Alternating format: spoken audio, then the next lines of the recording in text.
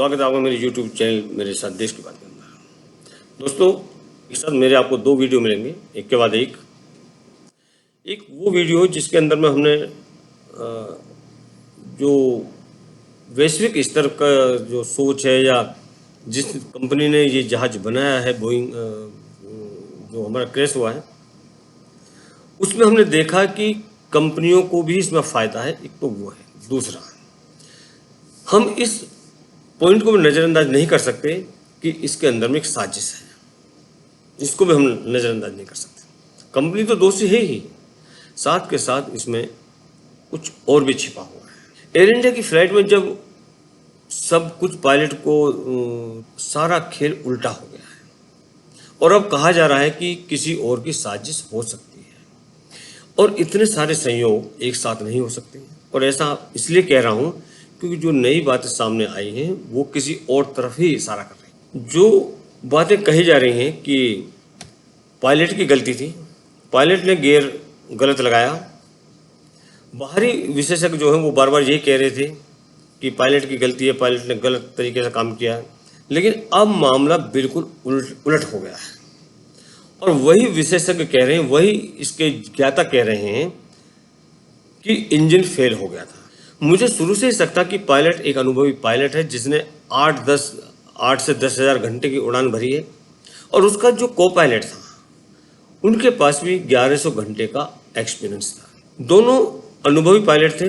आप देख सकते हैं कि ऐसा कुछ नहीं होता कि जब हम गाड़ी में जा रहे हो तो हमारा गियर फंस जाए। इम्पॉसिबल। प्लेन में ऐसी चीज़ें नहीं होती। प्लेन में उन्हें पता होता है कि ये मामला बहुत गंभीर है और प्लेन ड्रीम लाइनर था, कोई वैसा प्लेन नहीं था, ड्रीम लाइनर था, पावरफुल प्लेन था। प्लेन बहुत हेल्दी था और आज यहाँ पहली बार ऐसी घटना हुई। जनरली एक जहाज की जो लाइफ होती है वो 40 से 50 वर्ष होती है। जो लोग कह रहे हैं कि 10 साल के अंदर में या 15 साल के अंदर में जो हमारी गाड़ियों को चलाने नहीं दिया जाता, तो ये तो 12 साल पुराना जहाज था, इसको कैसे चलाने दिया। उन व्यक्तियों के ज्ञानवर्धन के लिए मैं बताऊं कि एक जहाज की जो लाइफ होती है, flying life, that is 40 to 50 years. कहते हैं कि अगर ऐसी घटना होती है तो ये लाखों में एक घटना हो सकती है। लेकिन यहाँ किसी भी तरह से मुझे लगा कि पायलट ने गलती की होगी, मुझे नहीं लगा।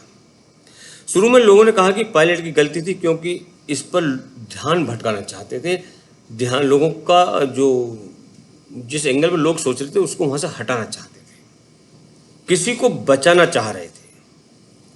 वो इस बात पर ध्यान नहीं देना चाहते थे कि प्लेन में कोई दिक्कत होगी। लेकिन एक थ्योरी अब सामने आ रही है और हम इस पर बात करेंगे कि इस प्लेन पर जो काम हुआ उसमें साजिश थी, यानी ऑपरेशन सिंदूर के बाद भारत को नुकसान पहुंचाने की बात थी।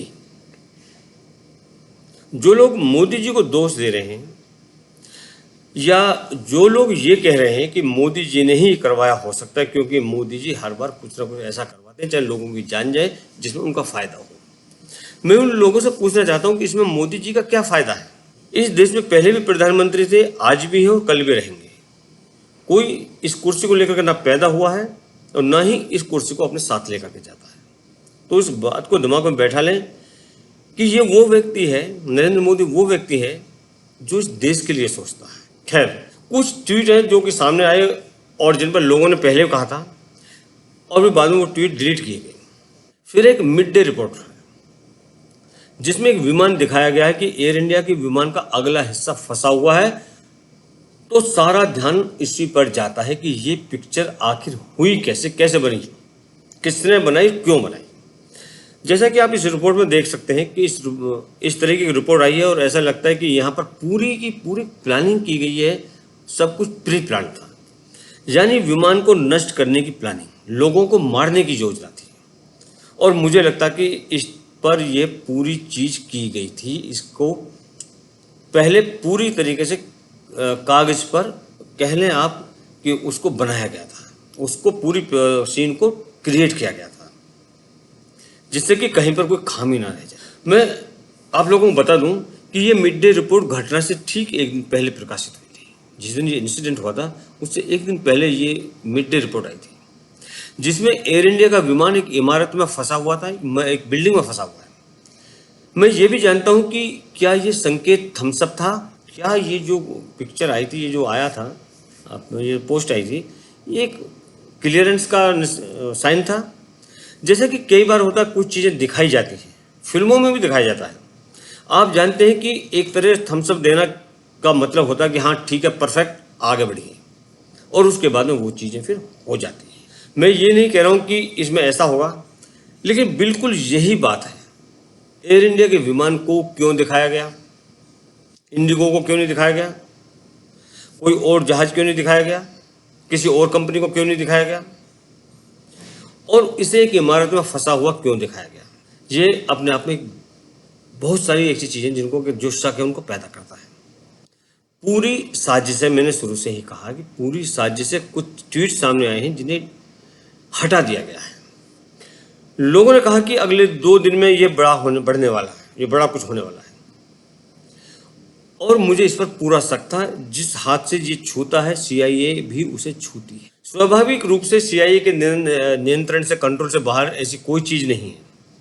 यह पहली बार नहीं है कि सीआईए ने एयर इंडिया के विमान या भारतीयों को निशाना बनाया है। इसका कोई मानवीय मूल्य नहीं है।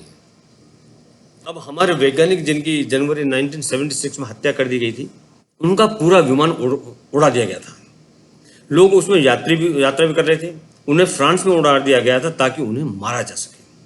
लेकिन यहाँ जो हुआ है वो यह है कि अमेरिका का बहुत बड़ा अपमान हुआ था। डोनाल्ड ट्रंप का अपमान हुआ है।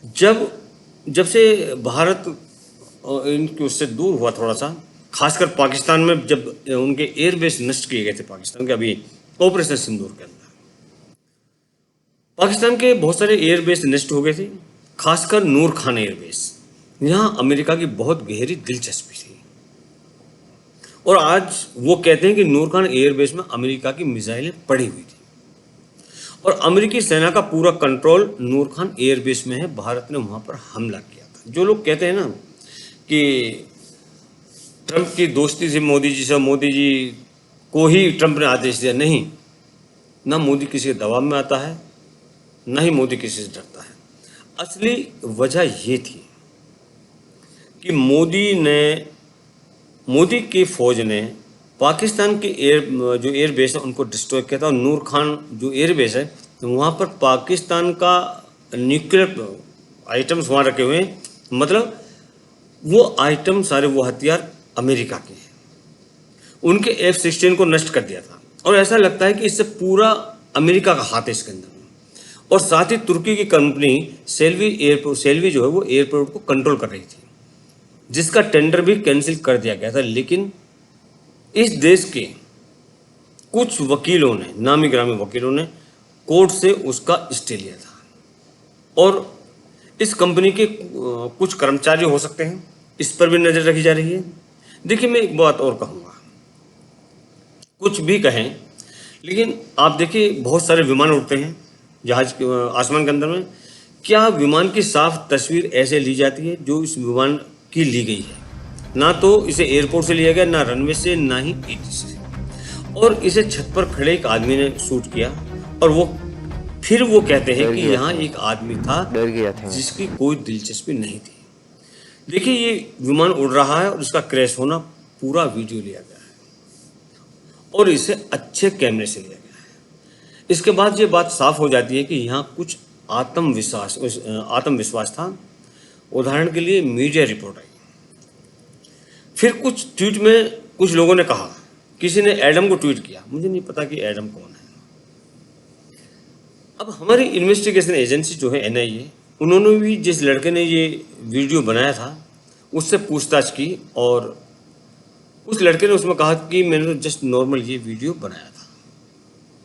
मैं जो हमारी जांच एजेंसियां हैं उनसे निवेदन करना चाहूँगा कि उस लड़के को उसी छत पर पुनः लेकर के जाएं, और जिस मोबाइल से उसने वो फिल्म बनाई थी, वो वीडियो शूट किया था, उसी फ़ोन से, उसी मोबाइल से किसी और जहाज का भी वीडियो बनाएं, और फिर दोनों वीडियो की क्वालिटी देखें कि कितना फ़र्क है।